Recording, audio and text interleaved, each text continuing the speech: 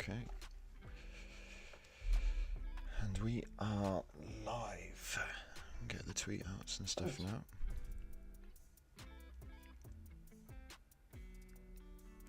Awesome. Right.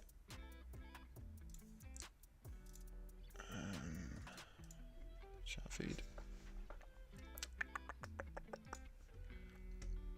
Okay, it's a little bit quiet right at the beginning. So just so you guys are obviously aware, we don't unlist these live streams for the podcast style, so it will obviously save it as a video, and your link is at the top of the description. So during this, we'll obviously promote it across, so get people to check you guys out if they like what they see. Okay. Gonna get the tweet out now, just so I can make sure that we've got all platforms covered. People are already starting to roll in. Pedro, what's going on, man? Welcome to the stream, my dude. Hi, Pedro. Okay.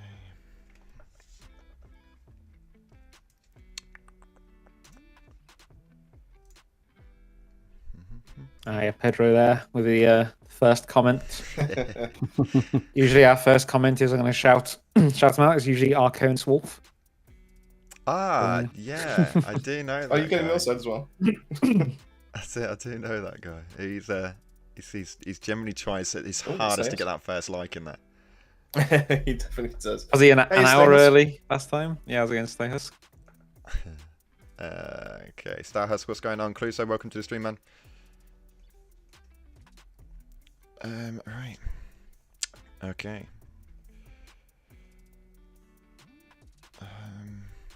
Hi, Jake.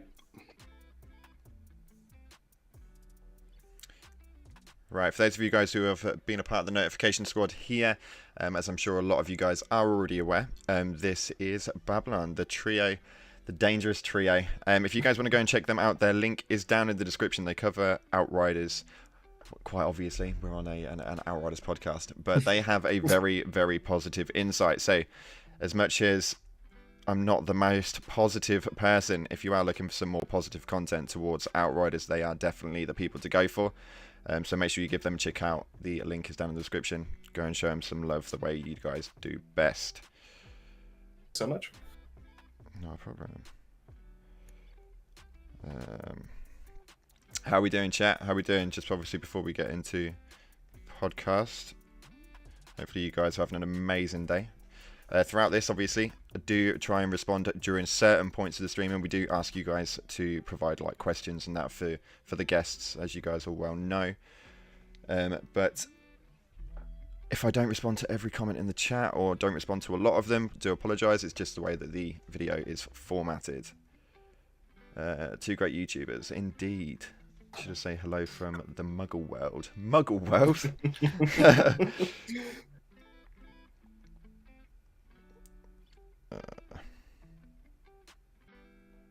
Cluso's got a question, but they think we'll ask it anyway, or you'll ask it. Oh dear.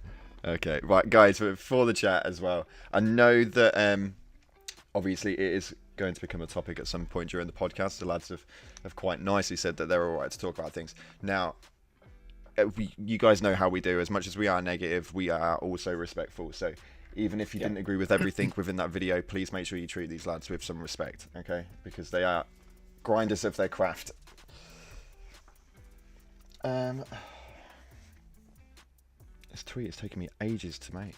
Hey, James Washington Musketeer, welcome to the stream. I'd say it's a massive honour to be straight after the full measure as well, and to even be part of this this whole process as well. So massive thank you to Cloud as well. Just even for Thanks just for having thinking us of on, us Clay. to be honest. Yeah, we've been looking forward to it as well, to be fair. It's To be fair, I've a been bit of a topic. really looking forward to it myself. I think that I think that we're completely on different ends of the spectrum when it comes to content. So I think this will definitely make for a good video, to say the least. Yeah, I'd say yes and no with that, because I think so you don't do like the builds and stuff. You follow the news mostly with it, Mm-hmm. and almost the rumors kind of thing. Yeah. Whereas we do a bit of that as well, and the builds. But I think we both do still really, obviously we really enjoy the game. We want to see it successful. So Yeah. But so we're both 100%. on the same side with that one, definitely. Most definitely. Okay, right, guys. So we are going to get started. So for those of you guys in the chat, thank you so much for being here. I really appreciate you guys more than you guys will ever know. Okay, here we go. Right, so welcome back to What Did the Creators Think? Today, you guys can see on screen, we have got the almighty Babylon. These guys are absolutely awesome trio. Now, I don't know how they manage their channel, because I struggle even making decisions on my own, let alone having 3 voices going for the same topic. But anyway, guys, again, if you haven't already, make sure you go and show them some love. They are the first link in the description. And again, if we do ignore comments, then I do apologize. It is just the format of the podcast. So, essentially the way this works is it is quite simple. We have obviously provided the gents with some questions with regards to Outriders, and then we're going to take a look at the latest dev news, which I have got a bit of a different opinion on. So it'll be kind of interesting to see how that goes. These videos never get heated, although there will be disagreements throughout. So again, like I said, please be respectful. So, gentlemen, your overall insight on Outriders as a game, just so that the audience know exactly what it is that you look at the game as. You want to go first? I'll go first if you like, because I think I've played Outriders the least out of everyone here. I am not a casual gamer in general. I'll put hundreds of hours into games, if not thousands, on certain games. But third-person sort of shooters for me, it's not my bread and butter, if you like. So it is the type of game I'll play, like the Division 2 and similar games to that, with these guys, co-op, just for fun, really. Mm-hmm. I've got just shy of 60 hours in the game. I don't profess to be any sort of expert on the game either, but I can definitely provide an insight from the perspective of someone who plays that game casually, and does enjoy it. To be fair, I think it's a fun game. My main gripe with it would be connectivity issues, and that's the most obvious thing when you have played it for a short amount of time, I think. Indeed. Yeah, I think so. I've got the probably second most amount of hours. I think Chris plays a lot of it to grind to get the builds out there. Me personally, I think I don't think there's that many issues that really kill the game for me. There's definitely issues that if you ever watch the streams, I'm playing as Trickster, I'll complain about, but I don't think it's anything really game breaking. Connectivity again is probably the main issue, and the occasional crash. But for me, I'm still enjoying Outriders. I've still got probably with no new content, there's probably still another 100 hours of me playing it at least. So I'm the state the game is in at the moment, quite happy with it, but would like to see more, obviously. Okay. Fair enough. I was the first one onto the scene out of the 3 of us when it came to the demo. And the demo was absolutely amazing, mind-boggling. Just the fact that going from a Division 2, a Borderlands 3 kind of background, then come into this, it was so refreshing. It really was something I was looking forward to. And it was around about the demo times there, I was speaking to both of those, saying, this is something I want to do something with some content. I want to do some videos on.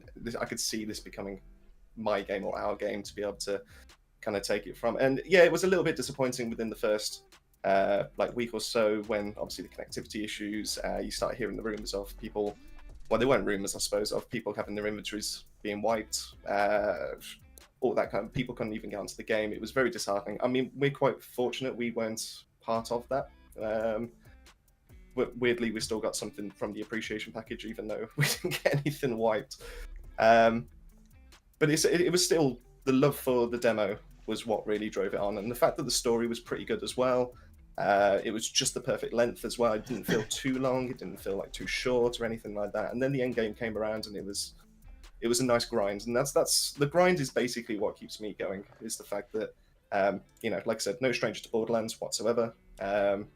Obviously trying to get new legendary gear and all that kind of thing. So I was kind of expecting to have that.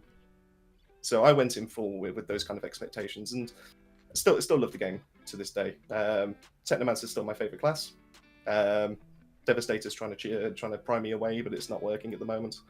And Yeah, it's nice to see the community, and I think the community also makes the game as well, because there's a lot of nice people out there, a lot of people that want to be able to help out with expeditions, want to be able to help out with story, and it's kind of it all intertwines for me, and it's just nice to actually, okay, we've got the connectivity issues and all that kind of thing, and it still sucks. I want to see that get fixed, but it hasn't dampened my attitude, and the patches they've been doing are all in the good, in the right direction. It's nice to see the game in a healthier kind of state as to when it was first released for me. Okay, that is interesting. To be fair, that leads quite nicely into the next question that I've got for you guys, which revolves around your positivity towards Outriders. Obviously, it's the one thing that stands out about you the most, is you are quite passionate about the game. Like most of us, obviously, it just comes across in different regards. Now, obviously, you push out a really positive narrative for the game. May I ask how you stay so positive with the whole aspect of Outriders that fights against you on a general basis? I'd say we still thoroughly enjoy the game. We're streaming Mondays and Thursdays for a couple of hours. We have done longer streams as well in the past. We still enjoy the thrill of trying to get through CT15s. Obviously, if we do it as a duo, it's easy enough. We tend to not really lose on our best characters. But then with a third, we might be trying to level someone up from 1 to 30 by doing that. So that adds the extra layer of challenge onto it, really. So we still enjoy that aspect of the game. But I'd say as well, the reason why we try to, or for me personally, why I try to be positive, is the way I see it is if you are being negative towards someone who's creating a product or a game, then they're going to act differently to if you're going to be positive towards them. They're going to take that negativity, and that's going to affect the way that they work. So they're going to sort of look at the comments that are coming into them. That's maybe sort of get them a bit down about it. They're not going to put as much effort into improving the game as they would do if they had the positive comments towards them. The positive comments are going to make them sort of more productive, happier, and work harder. I know this from personal experience. I've been through something at work recently. Basically went through a disciplinary, which turned out I did everything right anyway. But the whole experience has sort of put a downer on how I worked during that time, and probably now I'm not at the full productivity as I was sort of 2-3 months ago, just because of the negativity that sort of is kind of up in the air at the moment. So I think the same with the developers. If you're positive towards them, they're going to see that. They're going to sort of think, oh wow, people actually still enjoy our game. I want to spend this time trying to make these improvements for them. They're going to be happy to do that. Whereas if there's sort of that negativity around the game, they're going to sort of think, well, is it worth me putting all my effort into this if people are just going to complain about it and moan? Which I think is what we are sort of seeing at the moment, that they could bring out an update, and there are quite a lot of people that sort of, rather than look at they fixed this and this is great now, it's more of a, well, what's this going to change that is going to be bad for me? I mean, just while you're on that topic, just real quick. Yeah. So, I mean, I fully understand like the whole concept behind it, but obviously with what you're saying about like the updates and stuff like that, obviously they did make a solid statement of the fact that they're not obviously live service, regardless of my opinion. They are not live service. So everything that they are doing right now is to bring the game to a base product value. So on the terminology of where we're going at with that, like I fully understand why you would want to be positive, and actually the logic is quite relevant after hearing you obviously say the reason for it. But should you really have to be positive about things that make no sense at all, or are quite negative in their own regard, to obtain a product, a baseline product with a AAA price tag in? Yeah, I'd say that they don't, in a way, don't have any needs, like you say, because they say it's not a live service. You say it isn't. I probably lean more towards that it is live service, because they are updating it. They are changing the way mods work. They are changing stats on armor, etc. So in that sense, I think it is kind of a live service. It's almost in between. But I think because they did come out when they released the game saying this is a finished product, They also said like there will be no DLC, although they weren't looking towards this sort of thing. I think what they're doing, they almost don't have to. It's great that they are, and obviously we are happy that they are doing so. I think there are some things that are needed, and they would get a bad reputation if they didn't do any updates. But I think at the same time, as a whole, if the game hadn't changed, we would have probably had 100 hours, 200 hours in it and really enjoyed it, or at least I would have done. But I think it is great that they are looking to do this. So I think they are trying to bring in that positivity themselves as well. Can I just to interject there? Sorry, Yeah. I'll just if we assume it's not a live service game, Yeah. I mean, I could easily pour 100 or 150 hours into the game. Mm-hmm. I would say without much gripe, but I can definitely see the opinions of people that grind the game a lot and play for hundreds and hundreds of hours, find out the balancing, probably understand the balancing of the game a lot more, the issues a lot more, etc., etc. Feel in a way the game's a victim of its own greatness in a way, because it is a really fun game, especially to play cooperatively as well. Yeah. I think if it wasn't for the community and the co-op aspect of it, I would probably just stop playing it, to be honest. But that added aspect of camaraderie, sharing information about things and whatever else, I think that's keeping the game going more than it would do. But yeah, I mean, if it isn't a live service game, then I think it's good value. If you can put 100, 150 hours into a game. Okay. Yeah, I It completely all understand. feels like they are trying to turn it from a non-live service game into a live service game, just purely for the fact that obviously they saw those numbers that actually came from launch day, and they're trying to keep everyone happy, I suppose. That's my feelings of it anyway. Obviously, I can't really prove that, but they could have easily just released the game, just left it as it was, and just not touched anything, not touched any of the mods, not patched anything, just left it as it was. But they've chosen not to do that. They've chosen to talk about new DLC. They've chosen to talk about new content that's going to come in the future. They've chosen to, almost change their plans in a way, just to be able to appease the player markets and all that kind of thing. So, do you not think that was necessary though? For the numbers they had, they would have been stupid not to have gone for it. I feel like it was almost inevitable as soon as you saw those numbers that dropped on the first day. But that's because there's a reason for it. There's people that are after this game. They want to see how far this can go. They want to see it get better. They want to see it improve. And that's coming from in a way a love for the game. And some decisions haven't really gone their way, and the nerfs 100% were definitely the wrong thing to do. Yeah, we can agree within the first couple of weeks. But I guess they could, I guess you could say they've learned their lesson from that. They haven't nerfed anything else. There's not really any talks of anything else to be nerfed in the coming future. There's buffs going through. They've worked on the connectivity issues. They've managed to patch like bugs with the Borealis set, for example, like my favorite thing. I guess it's just what it is. But we just got to try and make the best of the situation that we've got. And the reason, going back to the original point as to why we be so positive about it, is because we want to keep that player base there. We want to make sure that when that new content drops, they actually have some people that are looking forward to it, that want to be able to play it as soon as that day one, as soon as it comes out, and just absolutely blast it. And if they leave it too long, or if it just purely goes negative in the whole community, then no one's going to want to see it. Then they're just going to be bringing it out just for the sake of it. Yeah, no, I get that. I fully understand that. I think my issue with it, to a degree, it really revolves around what it was that it was supposed to be, in my personal opinion, and what we received and I was a paying customer. I didn't get the game free. I didn't play it through Game Pass. I paid 60 quid for it.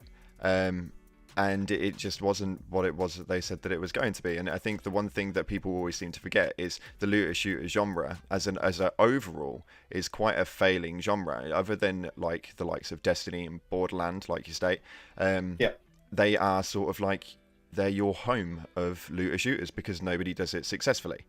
Now, that game was extremely hyped It was so hyped up as the next Destiny killer alongside Anthem and all of the other ones and stuff like that. But because of that, the whole looter shooter genre is going to rally around that game because it did look quite interesting. And I think that the product sales don't reflect what it is that most people are saying it reflects. It reflects a looter shooter genre that wanted something else to play, and once they got that, it just wasn't what it said on the tin. And I think that's where a lot of the aggression comes from. And I think it's always been a running joke with Xbox Game Pass that I'm glad I didn't have to pay for this. Whereas there are a lot of people like myself that did have to put money into it. Now, the game state right now, the state of game is actually not that bad. And as far as, and I always stress throughout all of my videos that I have not personally suffered from a lot of the issues that we talk about on the channel. I have actually had a relatively lucky experience with regards to that, although have obviously had a lot of YouTuber friends and normal friends and home friends and so on and so forth that have suffered from a lot of the problems within the game. Now, my problem is mainly that I get confused with the decisions that get made about the game by the companies. Now, the game itself, I love it. I love the gameplay. I love the style of the game. I love the whole aspect of what it represents. It's the decisions that I don't understand. So while we're talking about the decisions, I'm going to bring up the moaning wins because I think this is, again, something which has been worded very, very carefully and has in the community now generated a 50-50 split of what that actually means. So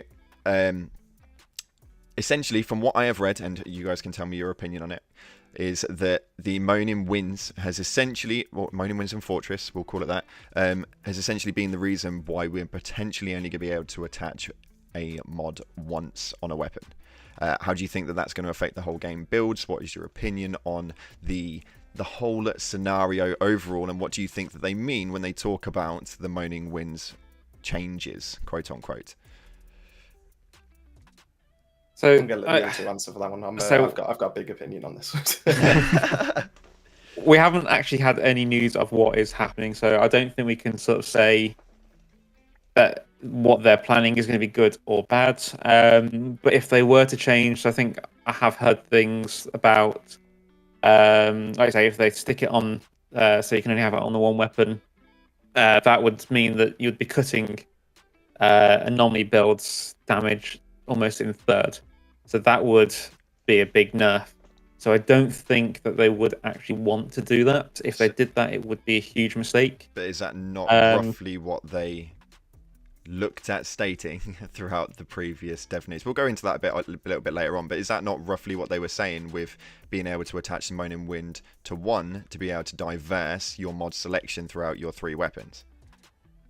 I mean, that's not how I took it myself. I didn't take it as we're going to force you to only have the one per weapon. That I say that I think that is an option. I don't think it's the right option. But there could be other changes that they could make where it could be, I mean, if they do it as like a global cooldown rather than each weapon has its own cooldown, that would be roughly the same, to be honest. But I think if they were then to change it slightly, so making it so you have to reload and the magazine refills before it uses it, I'd say that would be a better option for them. Okay. So, but I say it's all... Sorry, while you're on the topic of that, so this is what I mean, and the reason why I do this is because, like, obviously my opinion on things are quite negative, and I obviously am quite a negative person, like in real life, and I read things in a negative aspect and so on and so forth. But the statement that they gave about it during the back history of the Moaning Winds and the talk of the potential changes to Moaning Winds in the future was that we are most interested in giving players a choice of using the greatest possible amount of different mods in combination with other ones. Which in turn will lead to a much more compelling gameplay loop. For example, we feel it would be healthier for players to be able to have 6 mods on 3 weapons rather than the same 2 mods on all 3 weapons. Now, without deciding that for the player, how are they going to rectify that? Because they're already saying that the way that the Moaning Winds weapons cycling is being played right now is not how it was ever intended. So on the basis that you said that if they restricted it, it would be a nerf, how else do you guys read that statement on there? To be honest, I think they've got to do a lot of thinking. Whether we have the answers, who knows?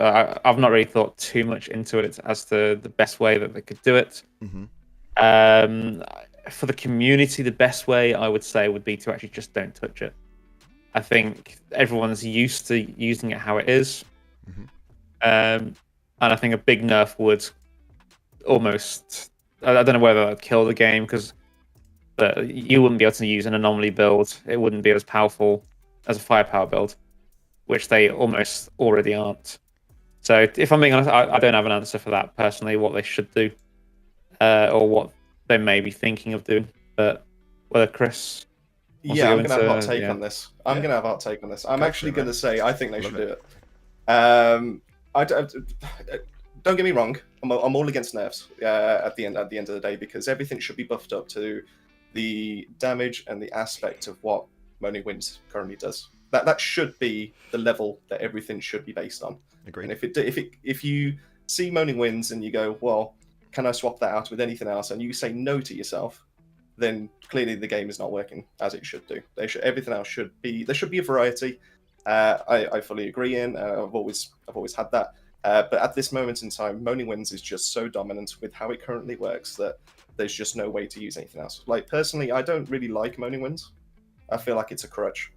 I like the idea of Shadow Comet, but I just can't get away with using Shadow Comet because Moaning Winds is just too good. So I'd like to see everything else get buffed up, but the way they would get around it is by implementing, like you say, just allowing it on one single gun. And yes, okay, I understand that will come across as a nerf to some people, but in the same aspect, you've got all your armor pieces, and you're only allowed one mod across all your armor pieces on that. So why should your weapons technically be treated any differently? Is my take on this. Okay, I get that actually. Yeah, that makes solid sense. So and like I did tune into the last week's when you did with the full measure. Yeah. And primarily coming from a firepower technomancer, I understand that it is really annoying to be able to try and swap guns when you've got your blighted rounds on, and then all of a sudden you lose it and you've got to wait like 40 to 45 seconds, which is ridiculous. Yeah. But he did have a really good idea, which was blighted rounds going on a time based. Yeah. Yeah, and I really like that idea. I genuinely do think that's a really good way to go about it, because that allows you to be able to swap out. But then you could have your Dark Sacrifice Bone Shrapnel gun, and then you could have something else that's just purely for, whether it be AoE or whether it be for elites or something like that. You can have that option there, and currently you don't have that. So I think it would open up the game to something much more, personally, and I genuinely would be happy to see that come through. I don't know what are your thoughts on that? Is that something you'd like to see? I mean, yeah. I mean, when you word it that way, with obviously the way that the armor mod system works and stuff like that, I completely agree. Now, the only thing that I obviously hold quite skeptical on the topic is the basis of how everything's kind of gone, and I do see sticking limitations on current builds that they've had for 5 months now. A nerf, and unfortunately, if that was what they were to do, that was exactly what the community would strike the pose as. So I think that as a company, I don't understand the narrative, because I think for the game as a company, that is not the cleverest thing to do. Although for us players who probably play more than the average player, it would be quite fun to find out what would happen if you had to use different mod systems and stuff like that. So it's kind of a different narrative depending on the player base, isn't it? But at the moment, the player base is so small that you're only really, on a general basis, left with the people that probably put more time into it than most, or completely new players that haven't yet hit the end game loop. So it's a difficult situation. I think as a company, it'd be a really bad decision. I think as a player, I think it'd be interesting in my personal opinion, but for a lot of other people's opinions, I don't believe that they are going to enjoy it, to say the least. No, 100%. I mean, there's a lot of comments that I've seen in the past where it's like, "Oh, don't tell us how to play the game," and I get that, because we're the players at the end of the day. We should decide how we're going to go about playing it. But would you rather just run the same build over and over again, or would you rather have the options to be able to actually mix things up, to be able to give yourself something different rather than just doing the same 100 expeditions with the exact same build 100 times. Yeah, I think so. I've said a few times, whether it be on stream or just personally to Chris, I do think you should be able to run a firepower pyro and be able to do expeditions just as fast as you can do it with a anomaly pyro. Same with Devastator. Devastator needs to be able to have a firepower build that is viable. Well, not even just one. You need to have multiple ways of doing your anomaly, multiple ways of doing your firepower for each class, really. So it would be nice to see everything buffed, like you said, using maybe Moaning Winds as the baseline and say, right, we need to get everything to be as viable as this, rather than looking at Moaning Winds and saying, right, we need to nerf this and then maybe go, oh, and let's look at everything else now. I think keep Moaning Winds as it is, as a baseline, get everything in line so you can use that variety. Okay. Yeah, I mean, they've said they're not going to touch it until all the other issues are resolved, which is great. It means that it's not going to be coming anytime soon, so people are still going to be able to enjoy themselves. But it is something that's on their watch list. So I'm curious to see what the other legendaries are going to be changed to, how they're going to get affected, because they've said that they're going to bring legendary sets, or the legendaries that are lesser used, they're going to bring those up to speed. So it'll be interesting to see what they do with that first before they touch Moaning Winds. It might be a case that Moaning Winds actually, doesn't get used. If depending on what they do. Yeah, no, I completely agree with that. So Benz, this one's for you, mate. So on a basis of the casual player's perspective, on the whole end of how difficult, and it is difficult, even though they've opened up the loot system, it is difficult still now to get hold of specific legendaries that you want and you need for your builds. And the realization of the end game loop is that you need to have a high ass damage to be able to pull off high tier gold runs, and then that's just the truth on how it all works. So on a person who has played and again, don't take this offensively, quite low numbers on it, and is quite a casual player in the game, I'm presuming you haven't got a massive amount of mods that you can compile together. If they were to start sticking limitations on your weapons, how would that affect the casual player base, in your personal opinion? I think for people like me that hadn't discovered a lot of those things anyway, it would probably affect me less, to be honest. I do wonder somewhat if they're looking at the current player base now. They've got plans for the game in the future, and basically maybe what's happening with Moaning Winds at the moment doesn't fit in with their projected future plans for where they may go with the game. Who knows what they're thinking in terms of if they're going to push the game, they expect people to be playing it in a year's time. They're probably having to rethink it now. They probably didn't expect the amount of initial player base that they got, and they probably then didn't also expect the relatively few players they've got now compared to, they probably feel like, what have we done wrong? Yeah. So they're probably at the moment looking at it desperately thinking, if we are going to change a lot of things, how can we equalize things, or how can we, because if you've got something that they see as broken in a sense, they might not fit in with their plans. But for me, I think it affects people like me less, because we got people in the chat now saying I didn't even use Moaning Winds, essentially. I mean, as far as Moaning Winds goes, I think as an overall, like, you are 100% correct. I think that with the talks of Moaning Winds and Fortress, and these are quite relevant builds to the community, like, as of right now. I've got a Devastator. The only thing I haven't got is a Trickster, just because I was never too into it personally. I've got a Trickster that I'm currently building, but I've worked on all three of my other characters. Pyromancer, I like my my firepower builds more than anything, and I can't utilize my Pyromancer because it just, as much as you can model your way around it with mods and stuff like that, they're not mods that I have, and it is not enjoyable being the lowest powered freaking Outrider in the team. So for me, that I'm not a massive advocate on it, but I think that as a casual player, I think it'd be even harder to be able to get to that point. And I think with very little end game activity and very little options, I think it gets quite daunting, even when you've got numerous builds that you can utilize now with the way that weapon systems work. So, but I can appreciate obviously the way that you look at things with on how it would affect the casual player base, obviously, because I'm not there and you are, and I think that it's always good to have that side of things. For, for me, I was just going to say, yeah, for me, you've just got a buff because at the end of the day, the people that are going to, no offense to say it, but no life the game at the end of the day and play like 1,000 hours or whatever else, they've already done what they're going to do at the end of the day. If you put buffs in now and if you even increase the drop rate or whatever else, that's going to make newer players happy, happier. And really, it doesn't really affect people that have already played 1,000 hours in a sense, does it? So I'd have to sort of agree with that. So Ben, as a casual player, might only see the problems when he plays, say, with me and Chris. We'll be out there doing 300 mil, 400 mil damage or whatever we do in an expo, whereas he might then get 15, 18 mil when it's with us. If he's playing it solo, as a casual player with, let's say, about 60 hours, wasn't it? Every time he gets something new, so if he gets a death shield or whatever, he'll look at that and think, oh, actually, that's a massive upgrade.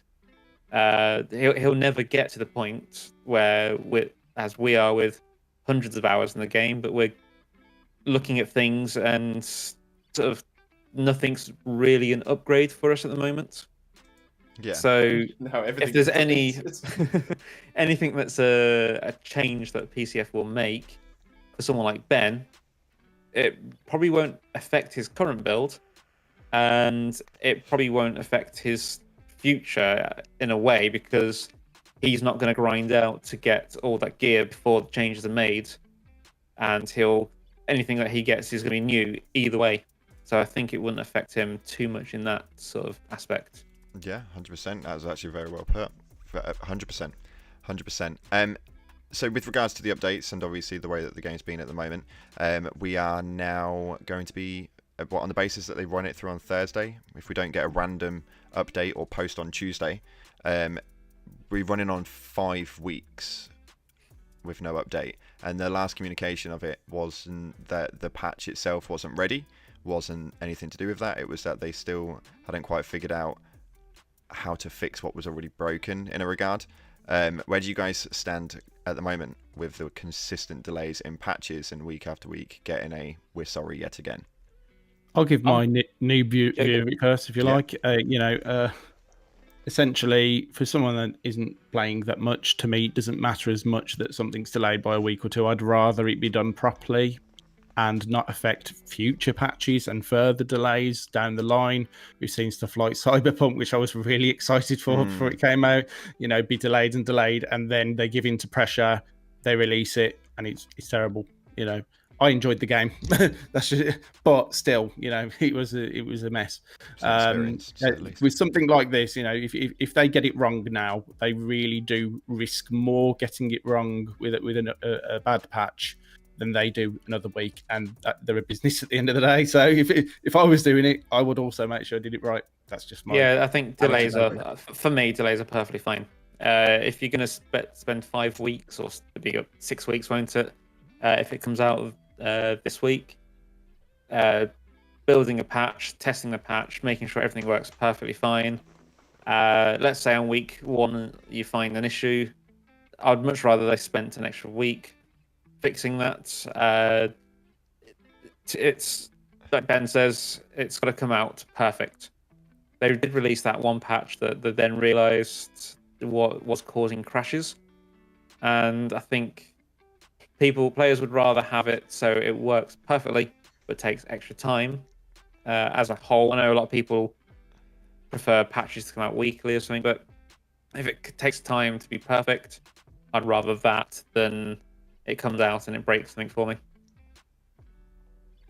I can speak for the community when I say that, it's very disappointing to see that a new patch isn't coming out for that Thursday. It's you get excited on a Thursday, don't you? So you look forward to the news. You look forward to them putting some kind of communication out there to let you know what's going to be changing, what they're working on, all that kind of thing. To then get told, no, sorry, not this week. And I get it, it is, even though we try to put a positive light on most things, it's still disappointing at the end of the day. But like Ben said, they'd rather get it right than do more harm. And I think they're in a position now that they can't necessarily do anything right in the community until new content drops, but they can do things to harm themselves. Mhm. They And I can't think risk if it, they yeah. released a patch that then broke moaning winds, for God's sake, Or if there's like more inventory it's- wipes, there's yeah. things like that then have the next thing caused you know, it's just anger. a Yeah. tank. But if they got something right, then people just go great, and then just carry on, and they won't get necessarily any praise for it. They won't get, and it's going to be that kind of position that's for them. I mean, Yeah, I'd agree with that. Like the good work that you say doesn't get any praise. The bad work, people pick up on that, and that's where the negativity comes from, really. And they brought it on themselves, I guess. It's unfortunately that's the way it's been with the patches that they've done. And the game not being finished when it got brought out. But these are the cards we've been dealt. This is the place we're in right now. This is the game that we know and we love, and we want to see get better. And unfortunately, we're at the mercy of the developers for what they bring out and what they patch and what they bring out. And Do you not see an issue with that though? A little, like I said, it's not like I'm not just disappointed. use the words "we're at the mercy of the developers" that Kind we're of, paying. yeah, but that's I mean, kind of, yeah. It's like I said, it's not that we're not disappointed. We definitely are. But, we in the perfect world, we'd love to see a game that's fully finished, and we wouldn't be having these kind of conversations. But we're trying to spur up the fact that I think the game will eventually get to that. There's a game that's not fully finished, and then there's a game that launches where you can't get on it on numerous platforms for hours upon hours on end, and then once you do get on it and stick 6 and 7 hours, 8 hours, 20 hours, 100 hours into it, and it completely wipes that character of 100 hours worth of gear, and then kind of still rotates around the basis of as much positivity as they can, and an update after 5 months time takes 6 weeks of every 7 days. We expected to hit this deadline, but we haven't done it yet again. For somebody that price bracketed their unfinished game at £60, for me personally, is absolutely outrageous. The way I see it, I think Agent Slink mentioned earlier, it's a £60 game, yep. And you've got to look at it. So how much, what price would you say is good? So for me, if I play a game for, so let's say F1 2021, I was wondering, should I buy that? I think it was £40 at the time, and I thought, how many hours would I need to play that for me to justify that? Why does it have to be based around hours and it not being a finished product? So, well, it's just, for me, it's enjoyment. Will I enjoy the game? And how many hours will I get out of enjoyment out of the game? So if I paid £60 for Outriders and played 60 hours of it, and those are 60 hours of me enjoying it, not me trying to get onto the game and it not working, then for me, that's reached its value. That has actually paid for itself. You can go out to the pub, you can spend 60 quid on a night out, and what do you get for it? A headache the next day. A better finished fucking product. You get full pints of whatever it is you're ordering, or full glasses of whatever it is that you're ordering. If you went to a restaurant and you ordered, I don't know, you guys are all from England, obviously by accents, I'm presuming. Yeah, you're all from the UK. You went to England. You went to a restaurant and you ordered like a chicken New Yorker or something like that. For those of you guys who are in the chat, that's chicken, bacon, barbecue sauce, and cheese. And you were provided with a plate that had all of your garnish on it, your peas, your tomatoes. That's great. Onion rings are on there, chips are on there, but your chicken's fucking raw. Are you going to kick off from that table that you've paid full price for an unfinished product that you then have to consume? I think you are going to just to say one thing. I think it's really important that like us as a community give them feedback in terms of this is bad, this is wrong, etc., etc.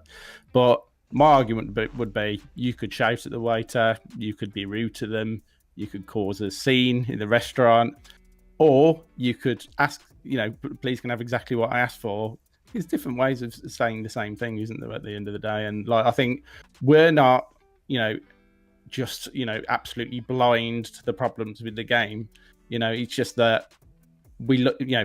I have loved what I've played of it, but these guys love the game so much that they just want the best for it, and they want to provide feedback, but do it in as constructive a way as possible, basically. Like you said about us not being blind, we have a fun saying of bug-free game. I can't remember what game that came from now. But it's a sarcastic But, statement. yeah, It's so massive, we'll, yeah. we'll play a game. So Chris will suggest, let's play. Let's play Borderlands. Yeah, let's do that. We'll buy it, we'll play it, and then something will happen. Like I don't know, Fall through the or wall. Apex Legends, for example. Like you'll jump up as Octane, and you got stuck in a wall, and you loved Apex. I did. Yeah. And you probably still do. But you loved Apex, and it was your go-to game because it was for you the perfect game. And the joke comes in, you go, well, you've obviously got to hate the game now because bug-free game. Oh, look, you found a bug. And we've never really shouted about it in terms of, like you Isn't say, Apex a free game? It is. But yeah, so that's just an To be fair, example. I So think it's an we're doing it in example, in other games. Yeah, it is, so yeah. there's plenty of games we paid for that something will happen, and we'll joke about our bug-free game, but we don't then sort of, like Ben said, we don't shout at the waiter and make a scene. I think that, like I say, there are other ways of going about it, bug reports and stuff like that, which you can see in like the dev news that there's ongoing bugs that they are looking into. So I think that's the way that we probably all see it. Really, is that if it's an unfinished game or something's broken on it, then I think the developers are aware of that. The developers aren't just sort of washing their hands with it. They are happy to actually look at what's going wrong and find a solution. So I think personally, we're very patient with it. I think it's fair to say the wait has taken a long time to come back. Yeah. I will fit in here and just say I'm kind of in between both at the moment personally. Like I said, this might not necessarily be all three of our opinions, but the bug wipe, the inventory wipes there, the logging in issues, I will stand and say that's inexcusable. That shouldn't have happened. There's no way that should have even been a thing at launch. Shouldn't have got past testing. It's like on day at any point. On day one, Chris, I was joking. I was like, well, I was only half joking when I was saying they didn't expect this many people to be playing.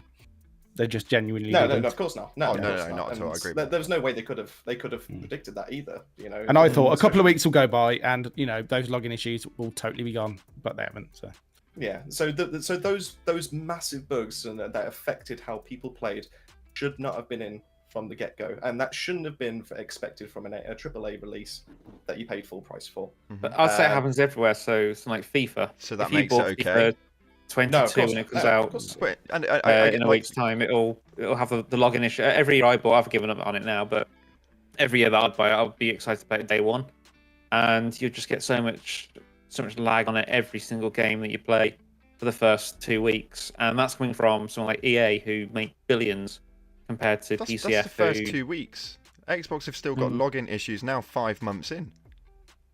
And that still shouldn't be the case. 100% that shouldn't be, and that's still inexcususable at the end of the day. Even though we try to put a positive spin on, the majority of things that afford this game, I still can't get around the fact that like things like Stadia, is inexcusable. It shouldn't be happening. Yeah. And that's something that they should be working on. Getting that fixed as a priority. As far as I'm concerned, anyway. I don't know about the other two, but as far as I'm concerned, that should be the case. no, definitely. I'd say the problem with People should be something like playing it. Stadia is it is actually there's probably people who disagree with me, and I'm going to be the negative one here. But Stadia is a dead platform. I was going to say, does anyone use it? It is a dead platform. Even the developers for Stadia have sort of given up on it. So it makes me wonder, why should a gaming company like PCF really focus on something like that? Obviously, I say the Xbox ones. That Xbox is big. Once you're committed, millions though. of consoles. I agree. Yeah, once you're committed to it, but the problem is, it's not even a basis of refocus. Like, how many updates have they had on Stadia? And it's not a basis of the fact that Stadia is not used. It's had one single update. It's that far behind. It's had one single update. Now, if you're going to put a game onto a platform and allow people to put their money onto that platform, then you should uphold that, surely. So just because Stadia is a dead platform, I don't think would give it any valid reasoning at all. No, definitely. I mean, like I say, if you've released it on there, you should be supporting it, as far as I'm concerned, and that goes for any game company. That's not just purely this one which we're talking about right now. That's just I don't know. It's just being nice, I suppose. The fact you just released a product and you expected people to pay for it on that, then they should be supported. And I would also say we don't know what they're doing with that in terms of, I know with so like Steam, PlayStation, Xbox, you submit an update through. It has to go through the vetting process, and then it gets uploaded for people to then download the updates. Whether they're having issues with Stadia when they try to push out their updates and they might be rejecting it, we don't know that. That's the only thing I'll say about that. But we don't know the full info, I guess. But I do agree that if you are putting it onto a platform, you should definitely still support that platform, which they have said that they are. So the last update did say that it does include Stadia as part of their plans. But I do agree, if it's only the one update, then they do need to get more 100%. more updates out for them. Whether that's their fault or Stadia, I guess we don't know. No. Okay. All right. Obviously we're actually quite deep into this. I didn't even realise the time gate on it. For those of you guys in the chat as well, okay, I just want to clarify, like, I am quite an argumentative person. These guys do strike some very good and valid points and have changed my mind on a couple of them throughout this video or this live stream. And they are actually, even though I do get quite frustrated with people's opinions and I debate a lot, they are all very good guys. If you want to go and show them some love, their link is at the top of the description. We've got 60+ people in here right now. Go and show them some love. They do good work, man. They do good work. Just because two people don't always agree on things doesn't mean that anything is particularly wrong, even if I think it is, but irrelevant to it. Me and Chris never agree, to be fair. So That's true. This is what I mean. So there's no hardship between the lads, even if you do see me getting irate or whatever. There's no hardship with any of it. It's just for me, in my personal opinion, a healthy debate over something that we all want to do well, and we. Well, my channel was based around it for a very long time, and I know that these lads are still honing in on it now. So just bear that in mind when you guys put things into the chat and stuff like that. Okay. So the next part of it, you guys did confirm that you were definitely comfortable with me running. Yeah. Yep. Okay. This Amazing. is fine. Yeah. So the original, for those of you guys who are in the chat and don't know, there was a video that was made with regards to a specific area of my content, with regards to my opinion on the developers, and I don't want to get things wrong, so I don't want to explain it too much, but you can go and watch it on their channel if you so wish.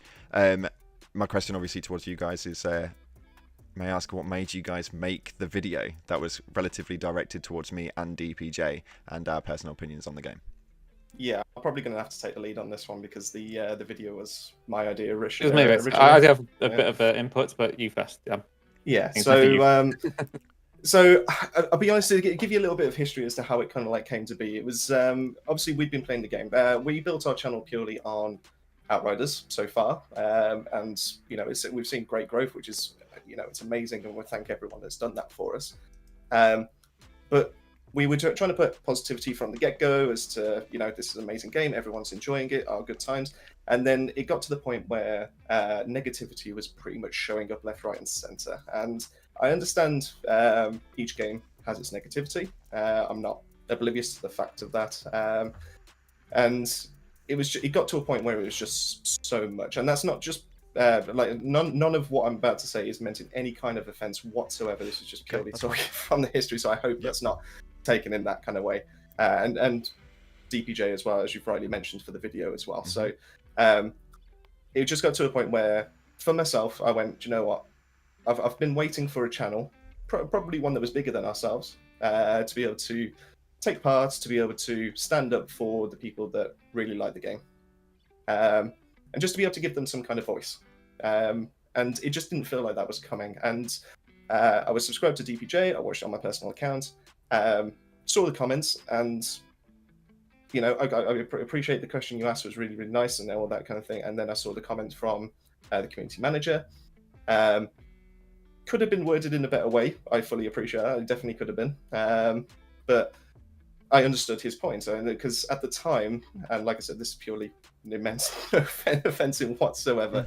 But I think I went back and I probably saw around about like 16 videos in about just over a month's time that were negatively titled.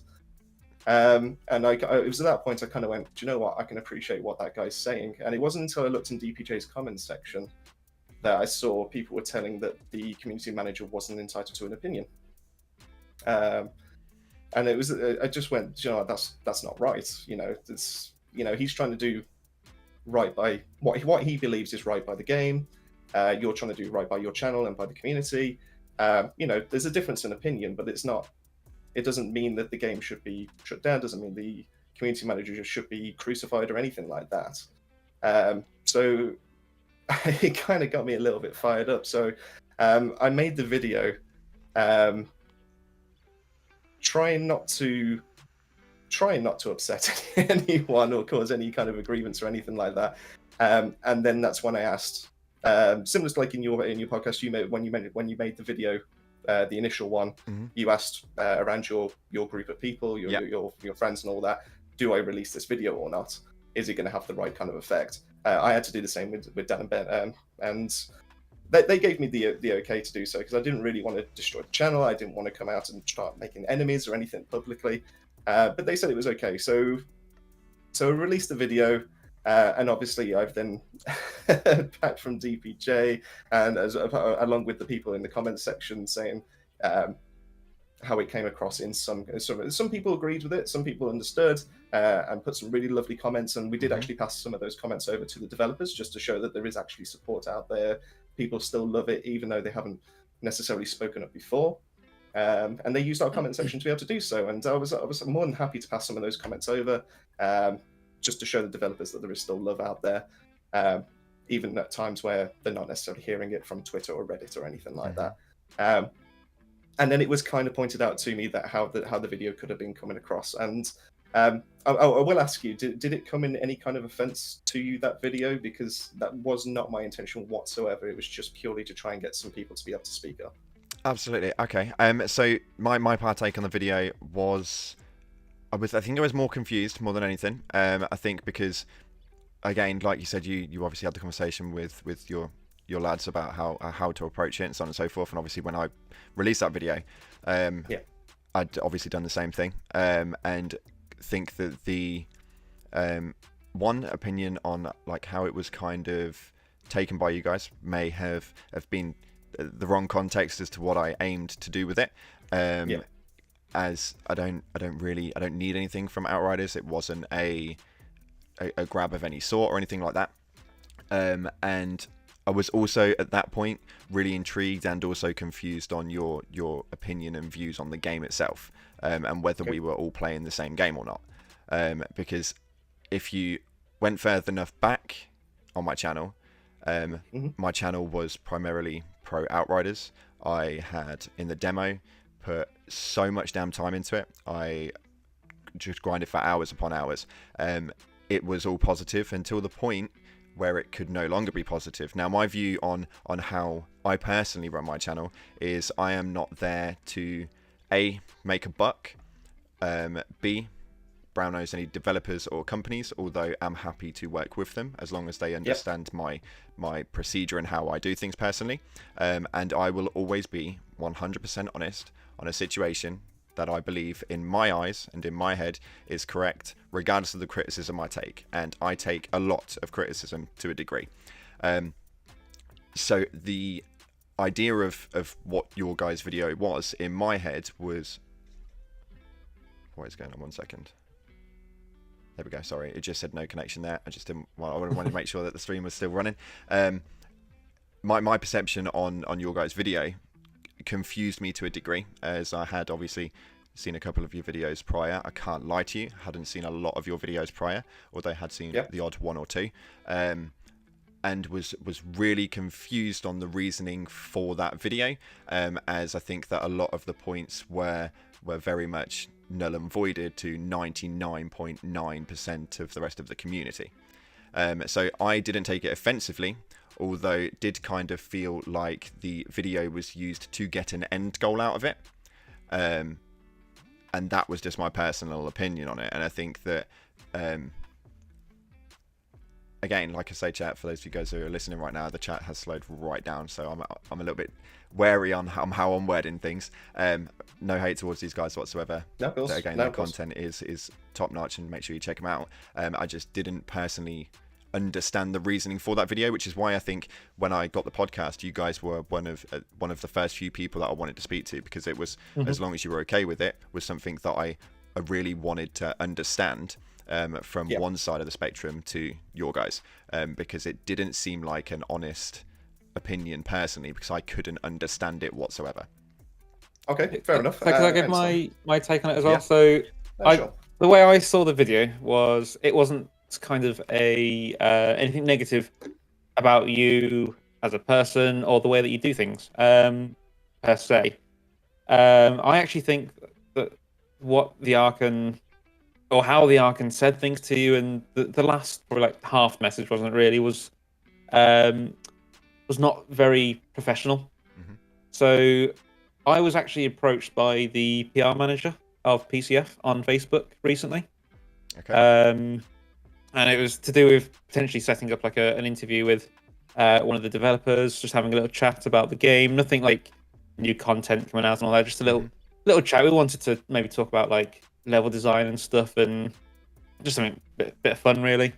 In the end, he sort of let us down with that by sort of saying, "Oh, sorry about this, but we've spoken to Square Enix, and they want to sort of focus on the new content and focus on promoting that new content, and also they want to focus on larger media outlets rather than sort of individual channels."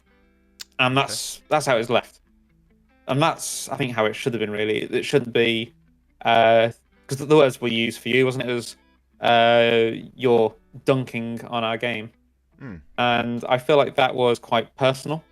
And I do think that was not the best way to go about it. I think he did kind of, like I say, go on a personal level rather than a professional level. So I think the video that Chris did do wasn't, I guess you could use that word again, wasn't a dunk on you. It was, like I say, more trying to create the positivity for the game and sort of show that we are supporting the game. Like, not saying that you don't support it, because like I say, you do. We have seen videos from yourself that do promote positivity. Of course, yeah. But I think I do actually agree with you that the dunking comment was not needed. Okay, so I think for me, it just got to a point where it was just so much all at once with the negativity. Not just from you, not from DPJ, not just. We've seen it in other channels as well. Like, yeah. I suppose if you think about it, for like the example you gave earlier when you were at the restaurant, if you were to have a bad service, you would write a review just to be able to let people know that you had a bad time. You'd quickly go out of your way to be able to let people know. But if you were enjoying something, you're not necessarily going to think twice about that. You're just going to enjoy it, and then you're just going to go home. And that was the main point around the video, was the fact that not many people that enjoy the game were speaking up, whereas other people were sort of saying dead game, fix this, blah blah blah, etc. etc. And I understand their points. It's not that I don't. I do fully appreciate that, but it felt like nothing was there to be able to balance it out. And the video was there to be able to give the comment section a chance to be able to say, look, we like this game. We want to see it do better. We still enjoy it. We still play it. And here's our voices to be heard, essentially. Right. Okay. So, okay. So just as a sort of a back from that. I fully understand that. Obviously, you love the game. You want to promote a positive sort of aspect around it. Although, do you not like with the whole regard to it? Because a lot of, obviously, you guys are saying it wasn't professional. You don't think it was necessary, so on and so, or at least one of you guys have said that anyway. I don't want to group you all together if you don't all have the exact same opinion, obviously. But obviously, none of that sort of thing was mentioned in the video. So as much as it wasn't aimed to be a dunk in a regard, obviously, I mean, I'm quite close with DPJ. He's a good friend of mine. We both did kind of look at it and go, it doesn't make any sense, because it is, there's being positive, and then there is, or at least in content, because that's why I kind of wanted to get you on here, and actually after speaking to you guys, some of your opinions on things are relatively similar, even if you don't promote that on your channel all of the time. There's being positive, and then there is ignoring things in content. So the way that video was kind of made was on a basis of solely positivity. Now I understand the concept of it, but for somebody who would watch you for the first time, Yep. and would not have an idea of like the lads that you are and the content that you do as an overall, because there's a lot of people that watch all of our videos once and then we never see their name in the comment section again. Yeah. That video was very misleading. Okay, I can understand that if we took the video just In purely isolation. by itself, yeah, Sure. if we I could see that, and like I said, I've never been one to shy away. Like in the comments section, I've mentioned on that video that if anyone's got the wrong impression of that video, then I'm more than happy just to openly apologize for that, because that, it genuinely wasn't the intention. It genuinely wasn't where it was supposed to be coming from. It was purely meant from a way to be able to say, here's a platform for you to be able to open up, to be able to speak up, to be able to make your voice heard. And we just wanted to be able to make that there. We wanted. I don't know. It's really difficult. Don't take this in, like, obviously don't take it in such a negative way. Like, obviously, I know. No, of course. I didn't take offense to the video. It was more confusion on your guys' views around the game and whether it was that you had actually seen or heard or experienced any of the things that a lot of the community were going through at that point. So it kind of felt like a bit of we're going to fight the curve for the sake of fighting the curve, or at least that's how the video came across in my eyes. I know a lot of your comment section obviously were very like pleased with the outcome of that video or whatever, or they were happy that there was somebody saying that, and I completely agree that they do sometimes need that narrative. Do you know what I mean? You see where you're coming from. Yeah, it's I'm not blind to the issues that the community have had. I'm quite happy to say I'm one of the fortunate ones that have only had like a few crashes here and there.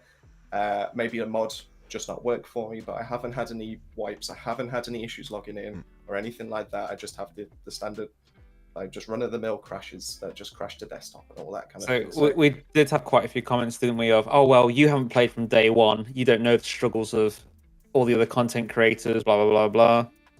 And the actual answer to that is we booked the day off on day one to play the game. Okay, we all did, man. So we potentially had just as many hours as, let's say, DPJ, for example. I assume that he does this full time. He does, yeah. Doesn't have a day job. Like, this is his day job kind of thing. Yeah. So someone like him, for example, we probably had just as much, if not maybe more hours than him in the first 3 days of playing it. So we were there for, I guess, the worst time. And we have continued to play it throughout. So a lot of the comments were, especially in our streams as well, you don't know the struggles that people have gone through. You haven't played since day one. You're new to the game.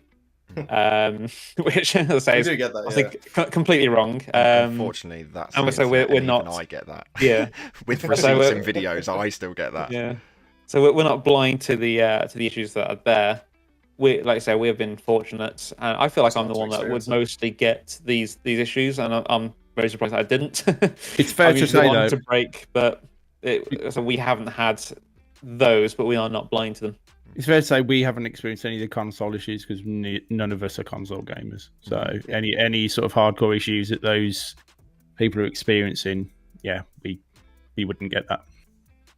Also with them, because at the end of the day, we're all playing the same game. We're all trying to, it is a co-op game. We're trying to, experience it all together at the same time. But yeah, so base it on a basis of, obviously you guys are on PC, and that's really good. And you've experienced absolutely nothing. Again, really good. Do you think that you would still have the same opinion of the game if you had experienced the worst of what people are experiencing? Possibly not with the login issues. Yeah, the login issues would be the worst. Yeah, I mean, we wouldn't say we haven't experienced anything. Robbie Crawforth, if you're watching, every time you join our game, you crash the game. He does my game. Yeah, every time. So we do have the issues of people can join us, it'll crash us. We had obviously day one issues of connecting to each other.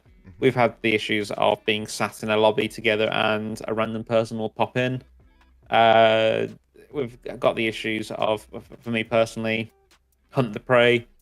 I'll use it and think, where's that enemy gone? Then turn around and go, oh, there he is, behind me. I'm pointing the complete opposite direction. So we do get some of the issues, but not the worst ones. And I do agree, if I had the logging issue, that especially Xbox are getting, I probably would be thinking, right, It's not worth either it. A, I'm going to give this game a big break and come back to it later, or B, it could possibly be, right, what's the next game I can play? It does remind me of Cyberpunk, because when I was happily playing away on PC, and then you've got your PlayStation colleagues Taken having out of the terrible store. issues, and Yeah. yeah. 100%, Oh, 100%. So, on that basis, would you not kind of like? So for my channel is revolved around my community. Even in like old games that I've done and covered, everything's generally been revolved around the community. So again, like I say, throughout my videos, the experiences that I push through the channel and a lot of the negativity that I push through the channel is not something that I generally experience. I'm on PlayStation 5. I don't generally get many issues. I think at most when I'm in a party and I jump into an expedition, they may randomly disappear. But I think other than that, I don't really experience a lot of problems, but I can still appreciate and feel like, as much as you want to talk for the community that are enjoying the game and have a positive outcome, there also needs to be a valid voice that has the other side of that and says, this isn't okay. Somebody has spent £60 on your game and they have not been able to play it and the worst one that I've seen is somebody that I know and has not been able to physically play it from this point right now for the previous 3.5 weeks. Right. Okay. So how would this is why I stay, and this is why I kind of think like the video made no sense to me on a basis of it sounded like you guys were talking about a completely, or at least one of you who made the video. Again, I don't want to bracket everyone. I'm sorry. That was me, yeah. Completely different game. Yeah, I can see that, and like I said, I still would be, like I've mentioned before, I would be frustrated if I had the exact same issues. But when you mentioned that there's got to be someone there to counter the points that we're making, I feel like there are content creators that are out there doing that, and like you said, you've with negativity from yourself, with DPJ has done a few videos. There's a bunch of other content creators that are quite open about the fact that there are negative points, but as I would then throw it back in a way to yourself, if there was so much negativity, then there's got to be someone to speak up for the good points that are there for the game, for the people that are looking forward to playing it, the people that are already still playing it, to be able to have that content there to know, like, whether it be builds, whether it be stuff that's coming up in the future, whether it be dev notes, all that kind of thing. Someone's going to be there to to talk about the good things, the good side of things, to be able to see what's. So there's still some hope. There's still some inspiration to still try and boot up the game, in the next couple of weeks when there might not be new content coming out in that time. Okay, so in your personal opinion, you obviously say like there's, and again, like I state, I'm relatively dependent on this game for my channel. I upload other things and I do reviews and stuff like that. They do nowhere near as good. And actually, my highest viewed Outriders video was the video where I said they've actually turned it around. Well, flipping done. On a basis of that, how, and I know you're saying like obviously that you want to promote solely the positivity of things. For a game that has a relative amount of positivity, I would completely understand that. And again, I can appreciate your content and I like what you guys do, and I watch most of the videos you guys put up. It's on my dashboard every freaking time. But do you not? Good to know. it actually, yeah, the SEO likes you. Search engine loves you. But yeah, so on that basis alone, like, do you not think that as far as being able to be solely positive, you've picked like the wrong game to be completely positive about? And honestly, be honest about it. Like, do you know what I mean? I think that there's very limited amount of positivity, which is why for myself, who when it's positive will promote the positive, and when it's negative will promote the negative. You've said yourself, there are a lot of negative videos on my channel. It's just in general out there on YouTube. That's not trying to. And I'm sure you didn't take it that way, but it's not trying to be a dig or anything. No, it's just.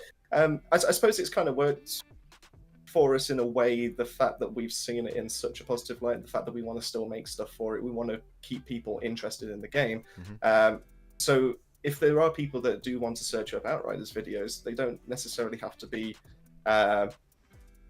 bombarded is probably the wrong word, but just inundated with a bunch of videos that just say, oh, this is bad, this is bad, this is bad, this is bad. They can actually have someone that goes, do you know what, actually, this feature is quite nice, or this weapon's actually a lot of fun, or this is the build to be able to do some expeditions at a top tier level and say, do you know what, you can have the most fun with it. I mean, that's why I did the Devastator builds. The most fun I've actually had in the game was purely playing as a Devastator, because it's just the skills and the love that they've put into the game for like how it looks, and how how the skills just basically perform. It's just so much fun, and it just really the little guy inside of me is just going, do you know what, I'm enjoying this. This is how it should have been from the start, and it's. I just feel like that we offered that contrast as the majority. It's just, and that may just work for our channel, but it's not been done as a business decision. It's just purely for the fact that we just enjoy the game. Just a quick thing I'd add in there related to that is when Cyberpunk first came out, and we've all got our opinions on Cyberpunk, but I played it for about 65 hours. I really enjoyed the game. I had relatively few issues compared to consoles, maybe even other PC users. Had a good system, and it wasn't the next GTA 5 or whatever else of what people wanted it to be. Living, breathing world and everything else, and I could overlook that and just take it for the game it was. It got to a point. I do have a point here, by the way. It got to a point. It got to the point where I was in the Reddit community for Cyberpunk, and I actually had to leave it and seek an alternative community called Low Sodium Cyberpunk. I don't know if anyone knows of that one. On Reddit, like low salt, obviously, Cyberpunk, because I wanted to actually read things about like Easter eggs in the game and positive things about the game, content about the game. Honestly, the main like Reddit thread for Cyberpunk for months, you could not get any form of positive content out of it whatsoever. You just had to leave. Now, I'm not comparing that to, I'm not saying it's as bad, in the community for Outriders, but certainly I can see sometimes, maybe we're a small island somewhere where if people, already know about all the bad things of the game and just want, some, content to do with builds and, a bit of a positive stance on it, and maybe we're providing that. If you speak to us directly, though, like on this stream, we're never going to deny the issues that are there, and we're never going to say that it's absolutely fine for a company to just, not deal with issues that are there, because we won't say that.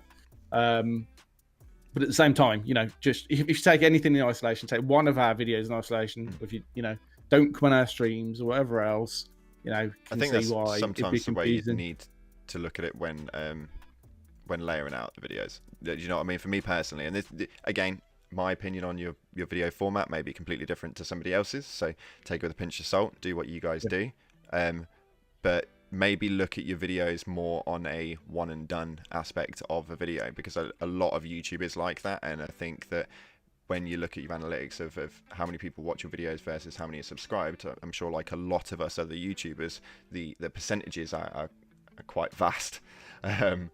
So I think when I last looked, it was like 90, not 10%. Yeah, again, that was a while back when we looked at that. So it could be. Chances are it's probably worse than that. We do get quite a lot of views on certain videos. Maybe what we at 1,400 and something subs, 14, 17, something like that. And I mean, our latest video's got 1,600 or 1,700 views. So I'd probably say it probably is 10% of those are actually subbed. So I do agree with that. It's you don't always get people return, but you'll obviously do. That's your channel, that's your platform, that's your enjoyment. And I started YouTube because I loved certain games and I really wanted to push my narrative towards things, and that's what I did it for. So obviously take my comments with a pinch of salt, and obviously I'll continue to watch, and I hope the chat will as well. The link is at the top of the description. Okay, I will keep saying it, but make sure you go and drop them a sub, go and show them some love. Now the chat have got a couple of questions for you guys before we close things up, if you've still got time. I know I said it was going to be an hour, and I've took over that, definitely, so all I can do is apologize. But we have a couple of questions here. So we've got one from Joshua Acosta, who says, what do you see the future of this game is headed, boys? So I know you did send us a question, actually, which is the 6 months' time, where do you see the game? I almost see it being back where it is right now in terms of numbers. This is assuming that, let's say, before Christmas, they bring out some DLC, or even like just after Christmas, for example. I think a lot of people will almost burn themselves out playing it. They won't sort of play it in moderation, like Ben. Yeah, so Ben would play it casually. Would probably play it once a week for maybe an hour.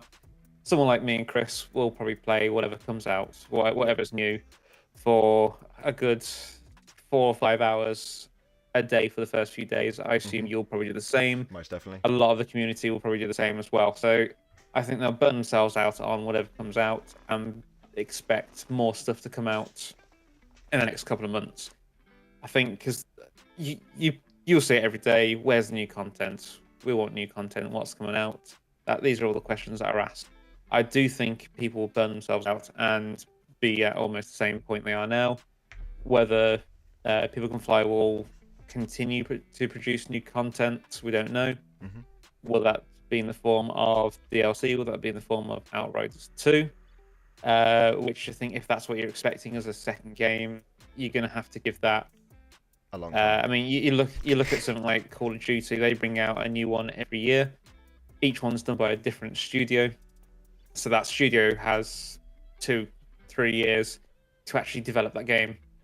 So in terms of like DLC, if you want something meaningful, it's not going to be me asking for a horde mode to come out and in 3 weeks' time, here we go, here's that horde mode you asked for.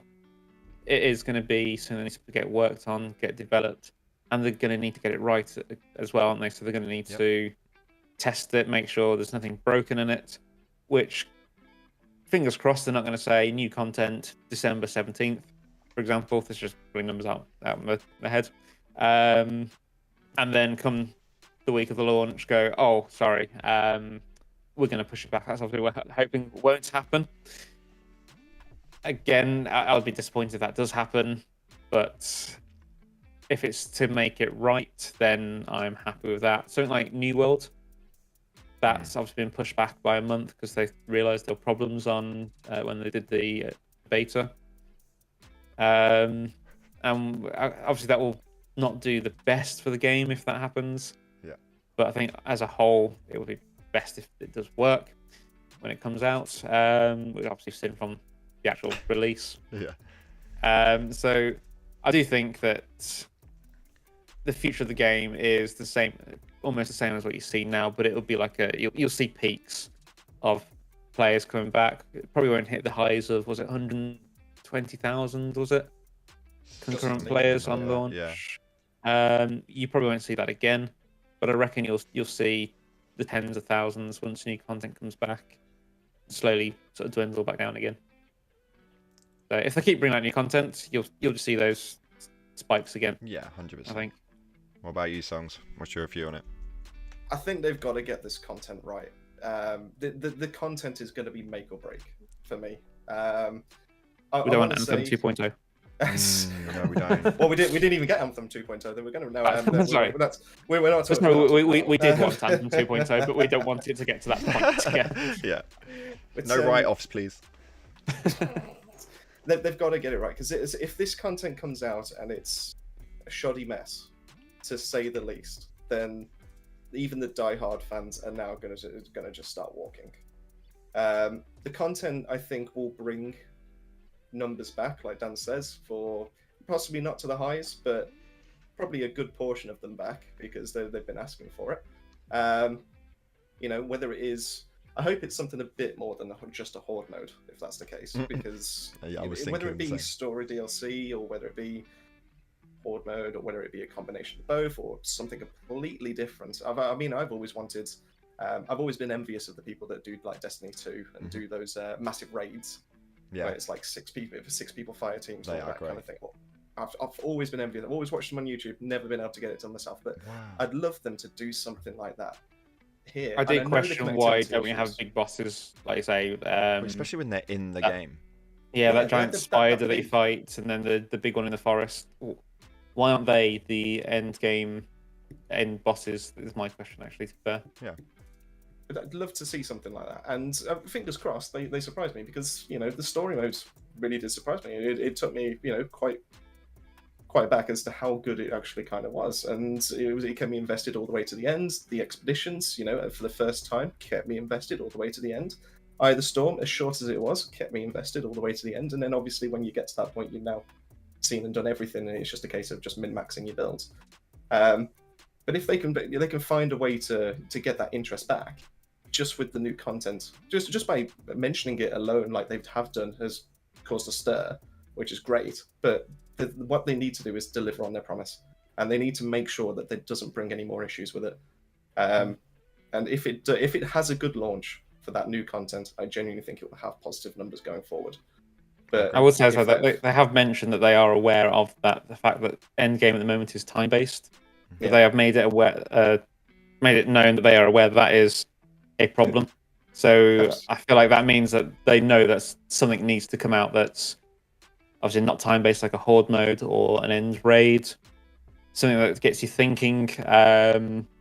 Maybe something that's got multiple ways that you can complete it as well, so it's not just a linear sort of playthrough of whatever the new content is. So I love that comment by Jay about maybe the end boss could be the Archon. I think that could be. We're not getting into that one, Jay. We're not getting into that one. Such a good comment. Okay, I've got a couple more comments, but before we do, did you want to put anything else on top of what the gents has said, Ben?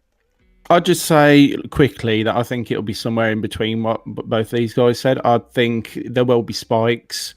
I think if there isn't any new modes, it will kind of just peter out and be about the same concurrent players as we've got now. Yeah. If they introduce new modes, like for me, for a casual player, horde mode would be great. Like that's something that I would see as a challenge. We would go on for as long as, and if you had high scores related to that, I think it'd give people a lot of incentive to, because if there isn't an end goal in a game like this, if there isn't like a high score to beat, a speed run, you got speed runs now, but if there isn't a high score to beat or something like that, you can be, there is a limited lifespan to grind in the gear at the end of the day, isn't there? So I think, you could get the concurrent player base up, but you've got to give them an incentive in terms of some goals to achieve that aren't just really quick goals, like, doing all the CT-15 goals. Yeah. I think you nailed it on the head with this whole 6-man raid thing. I think if they managed to figure that out, injected a bit of an extended storyline for it, and maybe brought out a few new items here and there, a new armor set, I think that they would, and if they pushed it correctly, I think that they would be extremely surprised with the response that they got, because if it's one thing I've heard and said myself, I've heard it and said it 1,000 times, this game had so much potential, it was absolutely insane. And this was the closest thing to a Destiny killer that we'd got to for a very, very long time. I don't think anything's ever going to kill Destiny. I've said that as well, but I do think that as far as being able to sit at the top spot next to it, Outriders has got the closest. It just wasn't managed very well in that regard.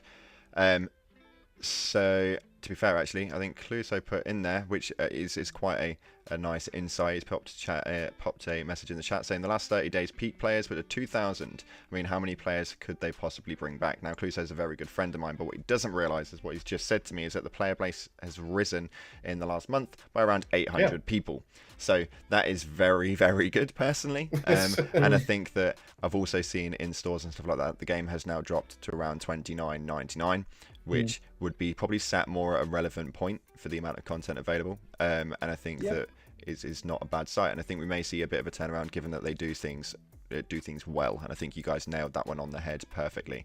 There was one comment I've got to put up because, again, good friend of mine, Jay Burr, you did answer already, but he did say, boys, hands up, who's going to be playing Tiny Tina's? That's my question. Yeah, I probably will do. I just went, this guy. I will. I think we all will, to be fair. Yeah, if one of us gets the game, chances are the other two follow. So just because we do enjoy playing together. If it's something that we've never, like, me and Ben probably aren't the biggest Borderlands players. I've enjoyed it in the past. Ben's enjoyed it in the past. If Chris gets it, and we can all play together. Then you never see Chris again. Then we will all get it to play together. What tends to happen actually is, all three of us will get a game, we'll agree to play it together, and not progress any further than each other, and then the two of us, mainly me and Chris, will sneak off and get our characters a lot higher than Ben. So that's probably what happened with this as well. This is what happens when you're 10 years older than the other two guys, and you've got more responsibility in life. I love that. I absolutely love that. And the final question from the community base before we get into your moment where you can promote yourselves and push your narrative forward, is oh, that is a completely different question. Let me just quickly find this real quick because it was quite an interesting one. It's actually not one that I've seen before. Oh, there you go. It's from Iceman and then a bunch of numbers. I'm really sorry. I'm not reading all of those numbers out. But We know what Iceman. what would you guys think if they would introduce a community area where you could build factions, build that area of the world for better or for worse? Do you think that I mean, I don't think that'd be anything that would ever hit the game, but as far as the concept behind it as an idea, where's your guys' thoughts on that one? So I'd kind of like to Not heard it add before. to that. So kind of open up the game to the community in a way that maybe create our own expeditions kind of thing. If they introduce like a level builder, All like Far Cry. where so level builder where you can submit your levels, whether it would have to get approved kind of thing. There's a lot of games doing Would that. be a at the different minute, story, isn't but there? so if you could have something like that where I could make a level and put a challenge out to you to actually see how fast you can complete it, or even not have it as an expedition, but we could create our own horde mode. So give you, so I assume I can't remember what the game runs on now. I assume Unreal Engine, doesn't it, or something or other. Then you could do pretty much anything with that if they allow you to. So if you could create mods and level editors, just things like that, that would actually be brilliant. In terms of like a community area that you sort of create factions and whatnot, I don't know if that would really add to the game personally. So that's not something I don't want to see it, but it's not something I would be particularly pushing for. Yeah, I wouldn't. Right. I personally wouldn't push for that. But something where the community can create, that is something I'd actually quite like to see. Like the Steam Workshop stuff. Yeah, Steam Workshop is a brilliant example. Obviously, it has to be integrated in every single system. You'd have to be able to, because I think it would be nicer if you could create a level on PC and that be used on Xbox, PlayStation, Stadia. So if they gave the community more ability to actually create in it, that's brilliant. I've played plenty of games in the past where you can create. So I'd say starting from back when I was probably about 12, 13, I used to play a game called RPG World Online. And that was, it was only like a 2D perspective sort of thing, but you could like build your own buildings, like your own homes and stuff in it. You could build it to like, if you wanted to entice people in, trap them and kill them, blah, blah, blah, take their stuff. And I think that was actually ahead of its time with that. And then a lot of games have followed. And I do love the games that you can build your own stuff, whether it be your own home to live in, store your stuff, etc., or like Counter-Strike, you can build your own maps for the community to download and play, or you could just create a map just for you and your friends to play on. So I do think allowing the community to create would be actually a really good, the right direction to go. I'd agree with that, because I think the mechanics of the game and the fun of the game, are great. Actually, that's one of the best things about it, is it feels good to play. Agreed. But then you've also always got a brick wall in terms of how much content you've got or the amount of things you can do in it. I mean, why not open that up? I think both Chris and Ben would agree, actually. So let's have a look at Rocket League. The game modes that they bring out, like the limited time modes, they're okay, aren't they? You, Chris, probably prefer like the NFL one. They brought out things like Rumble as like a little side project and turned out to be quite popular, so that grew. But then you look at things that someone like Lethamyr creates, they're a whole new level to what the actual Psyonix developers make. I think if they spoke to Lethamyr and said, look, we want to hire you, and he agreed to it, the game could be 100 times better just from the game modes that he creates. And that's what the community can do.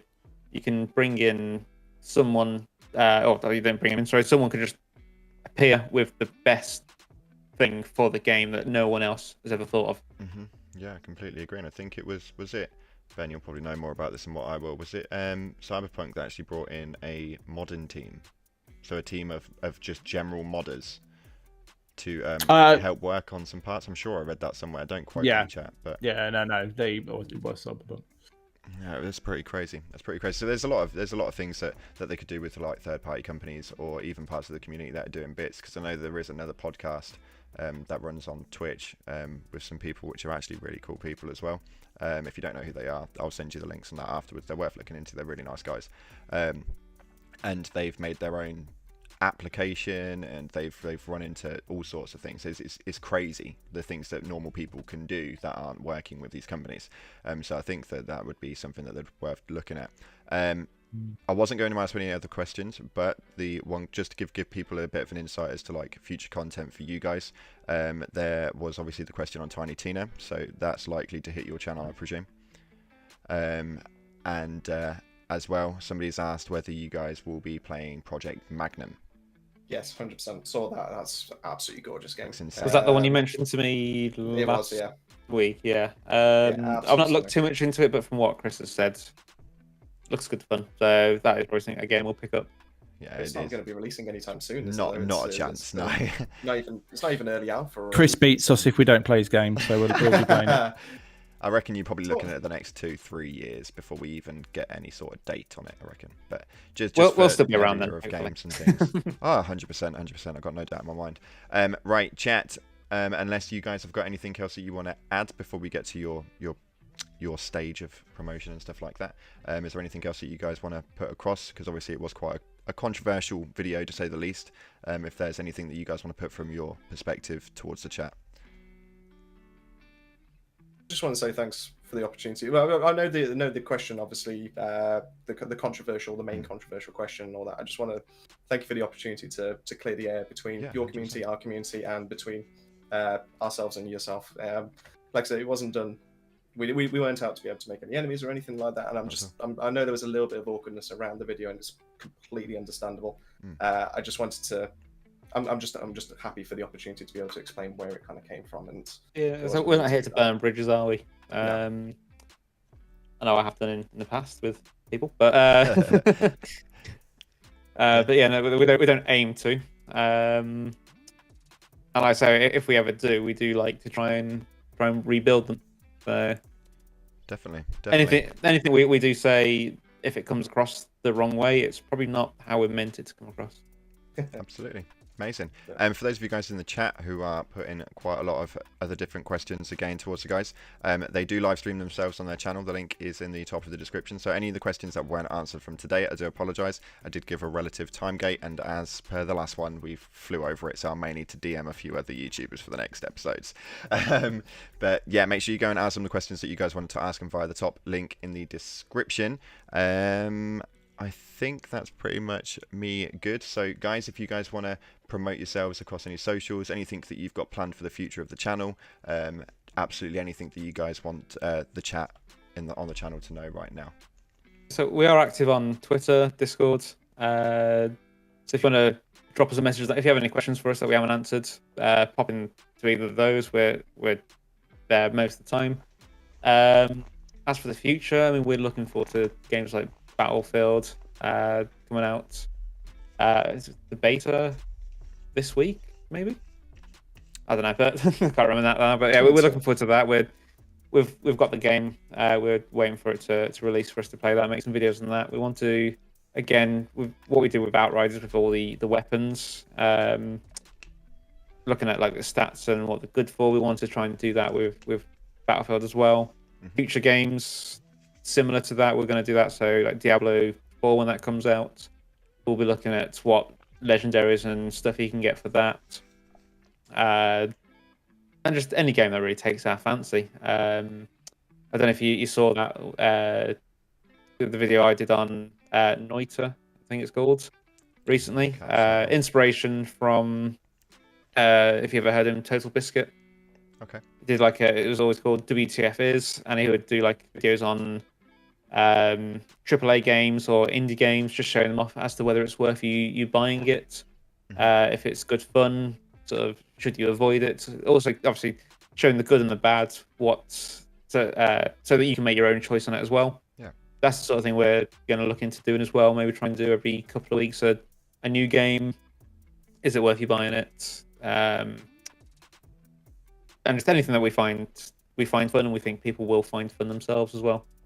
Awesome. I guess the only other thing to add on to that is mainly in our Discord, and Stay Husk and Robbie and all that can attest to this, is that if you do end in there and you got any questions that you're asking about builds, because I understand you don't really specialize in that kind of sense of things, but if anyone that's watching this has got any kind of questions regarding the builds and needs some help, we do have individual channels set up for those. We've got a great community that's over there that is able to help out even if we can't in certain cases. And we do tend to run competitions every now and then, just for like little bits of store credit, just as a way of giving back to our community, just to say, look, here's a little bit of fun. Go ahead, have a go, and it doesn't cost anything to enter. And we just have a bit of fun with that. From our side, it just makes us smile, the fact that we get so many entries. So Yeah. That's about it, really. Amazing, absolutely amazing. Well, I want to thank you guys for coming on the show. It's been an absolute pleasure, and actually it was quite nice being able to put the opinions across and hash things out. And I'm absolutely certain that a lot of the other people that are going to be featuring on this series, this won't be the last time that we kind of connect as creators, and I'm kind of looking forward to where that goes in the future and stuff like that. As well, guys, like I said, their link is at the top of the description. I urge a load of you guys to head on over and go and show them some love. They are the positive side of Outriders, and they've given you their reasons why, so make sure you go and show them some love as to why they do so, and hopefully I'll see you guys in their chat in the future. But up until then, thank you very much again for watching. If you haven't already, smash that beautiful blue thumbs up and subscribe with post notifications turned on. As always, make sure you're using code CLOUD when purchasing your advanced GG, as they sponsor the channel quite greatly, so massive shout out to them as well. Appreciate all of your faces, guys, but as always, up until the next time, I'll see you in the clouds. Cheers. See you later.